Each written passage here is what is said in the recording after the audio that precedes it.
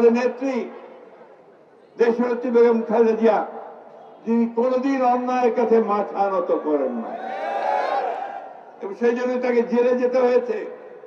2 বছর জেলে ছিলেন, তারপর সেখান থেকে হাসপাতালে, তারপর 2 বছর বাসায় কারাবন্দী হয়ে গৃহবন্দী হয়ে থাকতে হয়েছে। কেন?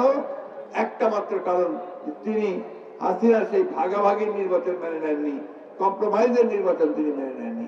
সেই খালেদা জিয়াকে, সেই দেশের জীবন খালেদা জিয়াকে আমি শ্রদ্ধা জানাই। বন্ধুগণ, আজকে আপনারা পত্র পত্রিকা দেখছেন, আপনারা আবার অনেকে সোশ্যাল মিডিয়া দেখেন না? ইউটিউব দেখেন তো নাকি? ফেসবুক, এর মধ্যে অনেকে অনেক কথা বলে। এখন অনেক বেরোয়েছে, এমন এমন কথা বলে যে তারাই যেন এই দেশটার জন্য সংগ্রাম করছে, লড়াই করছে, আর আমরা বাংলাদেশে বসে যেন সবাই আপনার বসেছিলাম, তাই না? বিদেশে বসে অনেক ভালো ভালো কথা বলা যায়। দেশে যারা আমরা লড়াই করলাম, যারা সংগ্রাম করলাম, যাদের বুকে রক্ত দিলাম, যাদের মায়ের কাছ থেকে ছেলেকে ছিনিয়ে নিয়ে গেল, ঘরে আসতে পারে না, সেই একটা অবস্থায় আমরা যেন কিছুই করিনি, ভাবখানা এরকম। এখন শুরু হয়েছে নতুন একটা ব্যাপার, যে যা কিছু আছে সব নষ্ট হয়ে যাক, একটা নৈরাজ্য সৃষ্টি হোক, বাংলাদেশে আবার একটা নৈরাজ্যের মধ্যে দিয়ে চলুক। আমরা সেটা চাই না। আমরা চাই যে এই সরকার সফল হয়ে সফলতার সঙ্গে তারা একটা নির্বাচনের ব্যবস্থা দিক।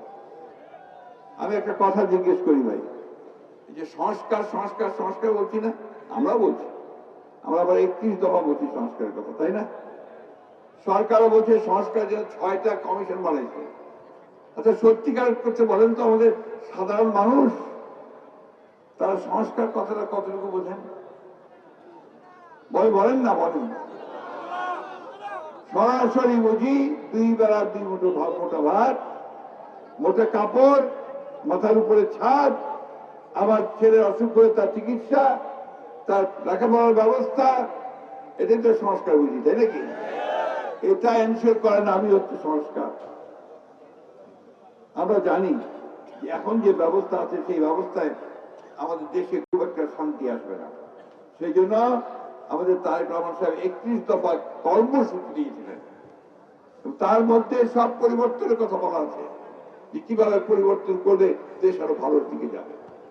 আমি কাউকে দোষারোপ করতে চাই না, শুধু একটা কথা বলতে চাই, যে দয়া করে আপনারা দেশের মানুষের দিকে তাকান, দয়া করে দেশকে আর অস্থিতিশীল করবেন না, দয়া করে দেশকে আর নৈরাজ্যের দিকে নিয়ে যাবেন না।